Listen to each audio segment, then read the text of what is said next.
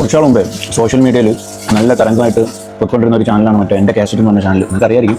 പക്ഷേ പുള്ളിയുടെ ചാനൽ ഇപ്പോൾ ഇന്ത്യയിൽ പല സ്ഥലങ്ങളിൽ ഇന്ത്യയിൽ മൊത്തത്തിൽ ബാൻ ചെയ്തെന്നാണ് അറിഞ്ഞത്. അപ്പോൾ പിന്നെ നിങ്ങൾ ബാക്കിയുള്ള കൺട്രീസിലൊക്കെ ചില കൺട്രീസിലൊക്കെ കിട്ടുന്നുണ്ടെന്ന് അറിയുന്നു.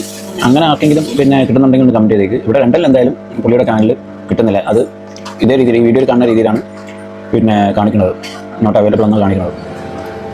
പിന്നെ അതുപോലെ തന്നെ പുള്ളിയെക്കുറിച്ച് ഞാൻ ഒരു വീഡിയോ കണ്ടത്, പക്ഷേ പുള്ളിയുടെ പല കണ്ടൻറ്റുകളും ശരിക്കും ജെന്യൂനിറ്റി നമുക്ക് തോന്നിയിട്ടുണ്ട്. പല കണ്ടൻറ്റുകളായാലും പുള്ളി അന്വേഷിച്ച് എടുത്തിട്ടാണ് പുള്ളി എന്ത് ചെയ്യുന്നത് ആ ഒരു പിന്നെ അത് കൊടുക്കാറുള്ളത്, പുള്ളിയുടെ പേജിൽ ഇടാറുള്ളത്. അതായത് മീഡിയയ്ക്ക് പോലും കിട്ടാത്ത പല അന്വേഷണങ്ങളും പല കണ്ടൻറ്റുകളും പുള്ളിയുടെ കയ്യിലുണ്ടായിരുന്നു. പുള്ളിയാണ് അത് തുറന്ന് കാണിച്ചത് സോഷ്യൽ മീഡിയയിൽ. പുള്ളിയുടെ വീഡിയോ ഒന്നും സോഷ്യൽ മീഡിയയിലില്ല. അത് എന്താണ് പിന്നെ അതിൻ്റെ റീസൺ എന്ന് ആർക്കെങ്കിലും പിന്നെ അറിയാമെങ്കിൽ ഒന്ന് കമൻറ്റ് ചെയ്തേക്കാം. പുള്ളിയുടെ പിന്നെ ഓരോ കണ്ടൻറ്റും പല അന്വേഷണങ്ങളായിരുന്നു. അതായത് പിന്നെ പല മീഡിയകൾക്കും കിട്ടാത്ത പല രഹസ്യങ്ങളും പുള്ളി പുറത്തു കൊണ്ടുവന്നിട്ടുണ്ടായിരുന്നു. പക്ഷേ പുള്ളിയെക്കുറിച്ച് ഞാനൊരു വീഡിയോ കണ്ടതെന്ന് വെച്ചാൽ, പുള്ളി ഇതുപോലെ ഡ്രഗ് പാഡ്ലർ ആയിരുന്നു ബാംഗ്ലൂരിൽ പഠിക്കുന്ന ടൈമിൽ.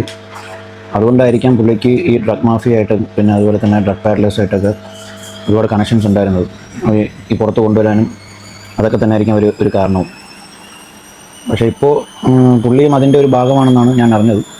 അപ്പോൾ എത്രമാത്രം ശരിയാണെന്ന് എനിക്കറിയില്ല. പക്ഷേ ഇത് വീഡിയോ കാണുന്നവർക്ക് പുള്ളിയെക്കുറിച്ച് എന്തെങ്കിലും അറിയാമെന്നുണ്ടെങ്കിൽ ഒന്ന് കമൻറ്റ് ചെയ്തേക്കും. എന്തായാലും പുള്ളിയുടെ ചാനൽ ഇപ്പോൾ ഇന്ത്യയിൽ ബാൻ ചെയ്തിരിക്കുകയാണ്. അപ്പോൾ അതിൻ്റെ റീസണും എന്താണെന്ന് അറിയെങ്കിൽ ഒന്ന് കമൻറ്റ് ചെയ്തേക്കാം കേട്ടോ.